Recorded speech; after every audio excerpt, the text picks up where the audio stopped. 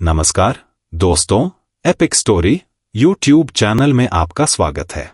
बच्चों का फोन आएगा अभी, पर बात करने मन नहीं है। मुझे ऐसा लग रहा है कि जैसे मैं कोई चोरी कर रही हूं। सामने टंगी दीपक की तस्वीर से भी आंख मिलाने की हिम्मत नहीं है। मन में आ रहा है कि सुदीप से मिलने से इनकार कर दूं, पर मैं अपना अकेलापन किससे बांटूं। परंतु ये विकल्प तो मैंने कभी नहीं सोचा था, पर वो वैवाहिक विज्ञापन मेरे दिलो दिमाग पर हावी होता चला गया और एक क्षण में मैं ये निर्णय ले बैठी। बच्चों से तो तबीयत ठीक न होने का बहाना बनाकर आज मैंने उन लोगों से बात नहीं की, पर सहेलियों से क्या कहा जाए। यदि उन लोगों को पता चल जाए कि मेरी तबीयत ठीक नहीं है तो सारी की सारी भागी चली आएंगी। वो तो गनीमत रही कि किसी का फोन नहीं आया। आज सुदीप से मिलना है होटल मैरियट में। आज मैंने हल्के गुलाबी रंग की साड़ी पहनी है, गले में छोटा सा डायमंड का नेकलेस और उसी के साथ के ईयररिंग्स। हल्का मेकअप करके मैं ऑफिस पहुंची तो सभी मुझे देखने लगे। किसी ने पूछा, किसी पार्टी में जाना है क्या? कोई बोला, किसी से मिलना है आज। मैं मुस्कुरा कर सभी को टालती रही, पर अपनी सेक्रेटरी को बताना पड़ा कि कुछ देर के लिए बाहर जाना है। ठीक 1 बजे मैं होटल के डाइनिंग हॉल में 3 नंबर टेबल पर आ गई।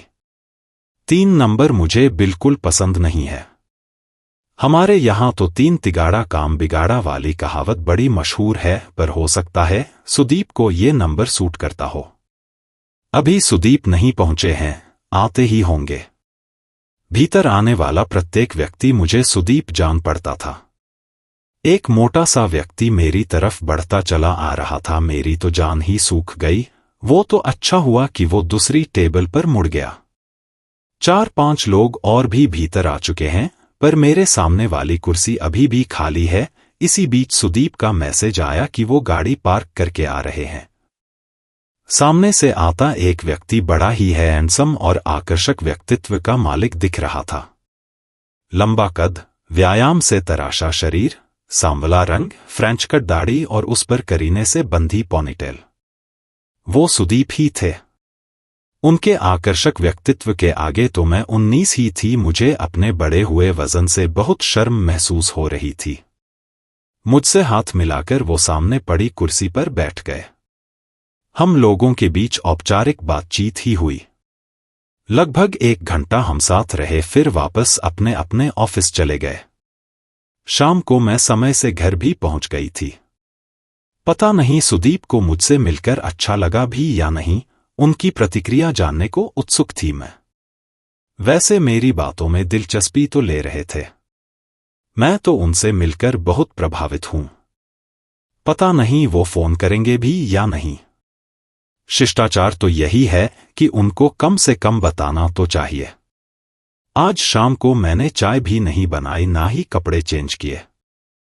पर्स अलमारी में रख कर नाइट लैंप जलाकर मैं अपने बेड पर लेट गई। कुछ अनमनी सी सोच में डूबी थी। उसी बीच सुदीप का फोन आया। मां ने कल रात खाने पर बुलाया है। बड़ी राहत मिली ये सुनकर। इसका मतलब सुदीप को मैं पसंद आई थी, पर बच्चों को कैसे बताया जाए। किसी बाहरी व्यक्ति दखल मेरी जिंदगी में उन्हें अच्छा लगेगा भी या नहीं, परंतु अपने अकेलेपन की बात तो उनके सामने रखनी ही है। दूसरे दिन मंगलवार को मैं सुदीप के घर जा पहुंची। सादगीपूर्ण ढंग से सजा ड्राइंग रूम हल्की रोशनी में बहुत शांति प्रदान कर रहा था। मुझे वहीं बैठाकर सुदीप अपनी मां को लाने भीतर चले गए। मां के कमरे में प्रवेश करते ही मैंने उनके चरण स्पर्श किए और उन्हीं के बगल में बैठ गई। मेरे सिर पर हाथ फेरती हुई बोली, तुम्हें सुदीप से मिलकर अच्छा लगा क्या? जी हां, छोटा सा उत्तर देकर मैंने उनके हाथ थाम लिए थे। उनका स्पर्श मुझे अपनी मां जैसा महसूस हुआ। मैं अपने आप को रोक न पाई। मेरी आंखों से अविरल धार बहने लगी। मां ने मुझे अपनी आगोश में भर लिया।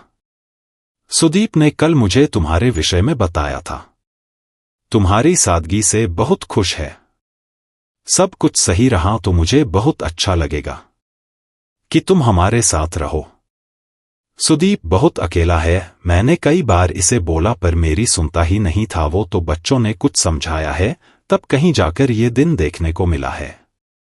फिर कुछ सोचकर बोली, अच्छा बताओ तो तुम्हें क्या क्या पसंद है? सुदीप को तो पढ़ना, संगीत सुनना, स्विमिंग और लॉन्ग ड्राइव पर जाना बहुत पसंद है। मैंने उनकी हाँ में हाँ मिलाते हुए कहा। मुझे भी ये सब बहुत पसंद है।